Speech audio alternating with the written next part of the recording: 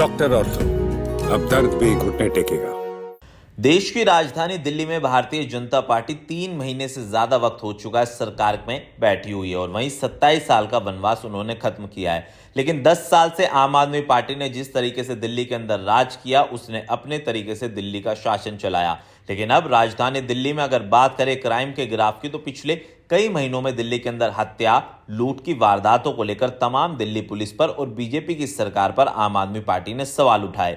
पूर्व सीएम आतिशी से लेकर नेता विपक्ष और सौरभ भारद्वाज, जो कि दिल्ली प्रदेश अध्यक्ष हैं, उन्होंने सवाल तमाम किए। लेकिन आम आदमी पार्टी को लेकर अब बड़ा सवाल यह हो गया है कि जिस तरीके से 10 साल के अंदर अरविंद केजरीवाल ने सरकार चलाई और अब खुद अरविंद केजरीवाल इस मामले में एक्टिव होते हुए नजर आ रहे हैं। रुकावट के लिए खेद है। जियो के साथ करें 349 रुपए में धमाकेदार शुरुआत। 28 दिनों तक रोज मिलेगा 2 GB डाटा 50 दिनों के लिए। जियो एयर फाइबर का ट्रायल फ्री। 90 दिनों के लिए जियो हॉटस्टार का सब्सक्रिप्शन और 50 GB AI जियो क्लाउड स्टोरेज भी फ्री। जल्दी करें, डिस्क्रिप्शन में दिए गए लिंक पर क्लिक करें और पाएं ये धमाकेदार शुरुआत।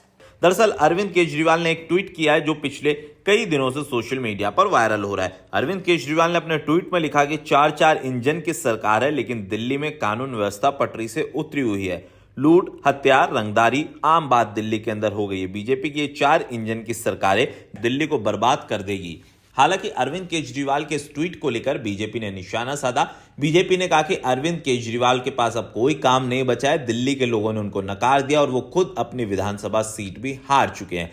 हालांकि बीजेपी नेताओं ने यह दावा किया कि राजधानी दिल्ली के अंदर उपराज्यपाल और पुलिस यानी कि मुख्यमंत्री रेखा गुप्ता के आदेश पर तमाम जो निर्देश है दिल्ली पुलिस कमिश्नर कर रहे हैं और जल्द से जल्द दिल्ली के अंदर जो क्राइम कैपिटल का टैग आम आदमी पार्टी की सरकार के दौरान राजधानी दिल्ली को मिला था, उसको हम खत्म करना चाहेंगे। हालांकि बोल सकते हैं कि सीएम रेखा गुप्ता लगातार आम आदमी पार्टी की नीतियों पर सवाल उठाती है और उन्होंने कहा कि पूर्व की सरकारों ने 10 साल के अंदर दिल्ली के सिस्टम को पूरी तरीके से फेल कर दिया और जिसका खामियाजा भारतीय जनता पार्टी को भुगतना पड़ रहा है, चाहे वो सरकारी खजाने की बात हो या फिर कानून व्यवस्था की बात हो। हालांकि अरविंद केजरीवाल और आम आदमी पार्टी के नेता इस चीज को बार बार कह रहे हैं कि दिल्ली पुलिस उनके अंडर नहीं थी। अब तो उपराज्यपाल भी इनका, दिल्ली पुलिस भी इनकी, मुख्यमंत्री भी इनका और प्रधानमंत्री भी इनका, तो इसके बाद दिल्ली वासियों को क्यों परेशानी उठानी पड़ रही है। हालांकि कह सकते हैं कि यह विवाद दिल्ली और उपराज्यपाल और सरकार के बीच का पुराना नहीं है, पिछला कई सालों से चलता आ रहा है। लेकिन जब से भारतीय जनता पार्टी की सरकार बनी है,